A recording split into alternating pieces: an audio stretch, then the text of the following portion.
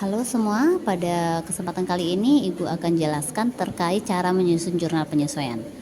Jurnal penyesuaian adalah jurnal yang dibuat di akhir periode untuk menyesuaikan data-data keuangan di akhir periode agar nanti laporan keuangan kita mencerminkan keadaan yang sebenarnya. Nah, contoh data-data keuangan di akhir periode itu biasanya dicantumkan di jurnal memorial ini. Ya, untuk bisa menyusun jurnal penyesuaian, datanya yang kita butuhkan satu data soal-soal di jurnal penyesuaian atau data memorialnya, dan yang kemudian adalah kita membutuhkan neraca saldo yang sudah balance tentunya. Ya, neraca saldo yang sudah balance, yang tugas terakhir yang Ibu suruh kalian menanyakan di rumah. Silakan dicek apakah sudah balance sampai ketemu nominal balance ini ya, 4.903.956. Ini angka balance-nya, jadi sumbernya dua ya, membuat jurnal penyesuaian, yaitu neraca saldo yang sudah balance dan data penyesuaian. Kita bahas yang pertama mulai dari data atau memo yang pertama.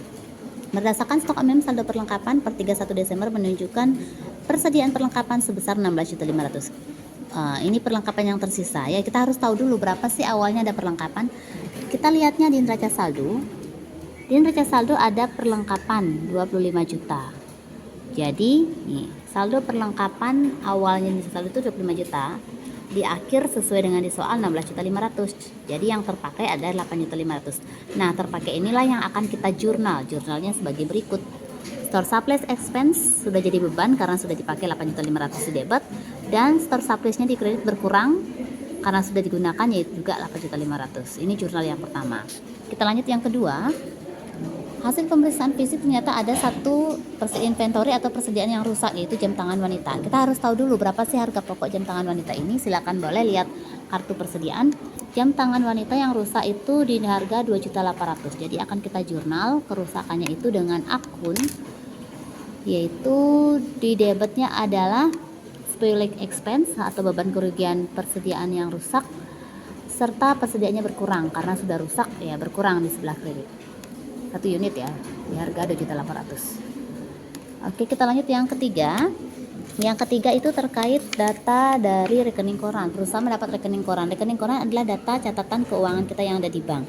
Jadi si PT Sastra menyimpan uang di bank, Nadangan menyimpan uang di bank. Si PT Sastra ini dapat interest revenue atau pendapatan bunga 850. Selain dapat pendapatan bunga juga dikenakan biaya administrasi bank yaitu 500.000. Maka saat kita jurnal akan jadi seperti berikut. Pendapatan bunga bertambah di kredit 850.000, beban administrasi bertambah 500 di debit. Nah, selisihnya itulah yang jadi kas kita. Jadi cash in bank kita 3,5 didapat dari 8,5 dikurangi 500.000. Kemudian penyesuaian yang nomor 4, memo yang keempat, yaitu bukti memorial menyatakan bahwa ada beban sewa toko dan beban asuransi 5 juta dan 2 juta. Perlu diingat kembali terkait akun yang berkaitan sama SIA, sewa, iklan, dan asuransi. Kalian harus cek dulu ini menggunakan metode apa. Kita lihat neraca saldonya. Di neraca saldo ada prepaid rent dan prepaid insurance. Ya. Kemudian bebannya ada tidak, kita cek dulu. Beban tidak ada ya. Jadi yang ada hanya ini ya, insuran, sewa, sama asuransi adanya di sebelah debit. Berarti dia menggunakan metode harta. Karena menggunakan metode harta yang kita catat hanya yang beban saja. Rent expense pada prepaid sejumlah yang sudah jadi beban 5 juta, serta insurance expense pada prepaid insurance 2 juta juga. Berikutnya penyesuaian untuk taksiran kerugian piutang ditetapkan yaitu sebesar 1% dari jadi piutang perusahaan, uang perusahaan yang ada di orang lain itu kemungkinan nggak bisa ditagih. Nah, ditetapkanlah di sini besarnya yang tidak bisa ditagih itu adalah 1%. Jadi 1% dikali saldo piutang. Kita lihat dulu neraca saldo berapakah piutangnya. Piutangnya ada 512.850. Jadi kita kalikan 1% dulu. 1% dari piutang. 1% dari piutang dapat angka sekian.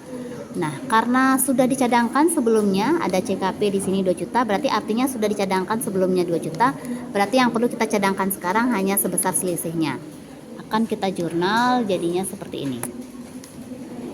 Bad debt expense pada allowance for double debt. Kita lanjut berikutnya untuk gaji karyawan bulan Desember yang akan dibagikan tanggal 2 Januari. 2 Januari baru dibagikan berarti belum dibagikan alias masih berupa utang. Jadi akan kita jurnal dengan jurnal beban gaji pada utang gaji. Wage and salary expense pada wage and salary payable. Selanjutnya pembayaran listrik air telepon pada tanggal 2 Januari. Berarti belum dibayar ya, karena transaksinya kan terjadinya di yang kita catat kan 31 Desember. Berarti karena bayarnya 2 Januari berarti belum kita bayar. Karena belum kita bayar, maka jurnalnya jadi seperti berikut. Beban air, listrik, dan telepon pada utang listrik dan telepon. Ini jawabannya. Kemudian untuk penyusutan peralatan dan kendaraan. Jadi yang disusunkan adalah peralatan dan kendaraan. Kalau dibaca di soal lagi, nominal penyusutannya adalah sebesar 12,5%. Ini ada di soal ya. Kita kalikan dengan harga perolehannya, dapat sekian, kita bagi 12 karena untuk kita cari per bulannya, didapat harga ini, dapat nominal sekian. Begitupun dengan kendaraan. Jadi ini peralatan, ini kendaraan. Sekali lagi prosentasenya ini kita lihat di soal 12,5%. Untuk nominal ini dapatnya di neraca saldo. Jadi untuk peralatan bisa dicek kembali. Peralatan itu ini ya, equipment 120, sedangkan vehicle atau kendaraan 420. Langsung kita akan jurnal jadi seperti ini. Baik, ini jawabannya untuk penyusutan aktiva tetapnya. Kemudian, nah ini penting sekali, PPh badan yang terutang sebesar 0,5% dari peredaran bruto pada bulan Desember. Catat PPh ke dalam income tax expense dan income tax payable. Ini harus ada perhitungannya, kita harus mencari peredaran bruto. Peredaran bruto itu apa? Peredaran bruto ada peredaran kotor. Cara mencarinya sebagai berikut. Yang pertama, kita lihat dulu berapa sih sale atau penjualan total di bulan November dan Desember. Ini bisa lihat neraca saldo setelah neraca saldo ya, setelah kalian menyusun buku besar itu. Angka ini diambil di neraca saldo, cari sale. Nih, neraca saldo. Kita lihat sale-nya. Sale-nya nih. Ini ya. Ini semoga cukup jelas. Ini sale-nya dan ini returnya ya. Jadi kita masukkan penjualan total, sale-nya sekian, returnya sekian. Nah, kalau yang di bawahnya ini kalian harus lihatnya di neraca November. Bisa lihat kembali saldo awal November.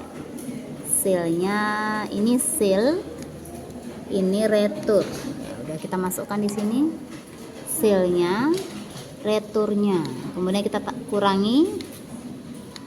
Jadi kita ketemu penjualan peredaran bruto di Desember. 610 dikurangi dengan 4 juta. Ini peredaran bruto di Desember. Ingat buat orang-orangnya seperti ini, kemudian kena pajak sesuai di soal 0,5%, ya 0,5 dikali ini dapatlah hasil sekian. Kita akan jurnal sesuai petunjuk di arahan soal. Jurnalnya jadi seperti ini. Ini ya, income tax expense pada income tax payable.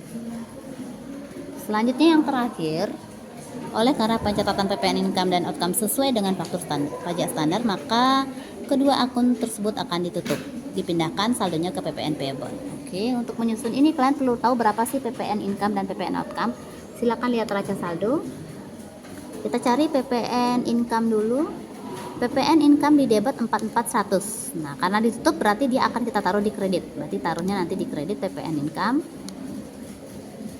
sejumlah, kita taruh di kredit dulu. PPN income-nya di kredit. PPN income kita kredit dulu, maaf nih, PPN income di kredit. PPN outcome-nya kita lihat dulu. PPN outcome-nya di sebelah kredit. Karena tutup kita bawa dia ke debit. Di debit sebesar nominal yang sesuai neraca saldo. Nah, selisih antara debit dan kredit inilah yang nanti akan kita masukkan dia menjadi PPN payable atau utang PPN. Selisih antara debit dan kredit. Ini dikurangi ini dapatlah PPN payable. Kemudian kalian total ke bawah. Setelah langkah selanjutnya yaitu silahkan kalian susun neraca lajurnya sesuai format. angka neraca saldo ya kalian tinggal salin neraca saldo yang setelah buku besar itu, disalin ke sini. AJP ambil dari jurnal penyesuaian, kemudian digabungkan di NSD. Perhatikan baik-baik cara menyusunnya. Untuk rugi laba itu yang kalian masukkan nanti adalah kode akun 4 sampai 9, rumahnya di 4 sampai 9 itu rumahnya nanti di laba rugi. 1 2 3 nanti rumahnya di neraca. Oke, ini tugas kalian, silahkan dilanjutkan sampai ketemu hasil akhirnya balance baik laba maupun rugi.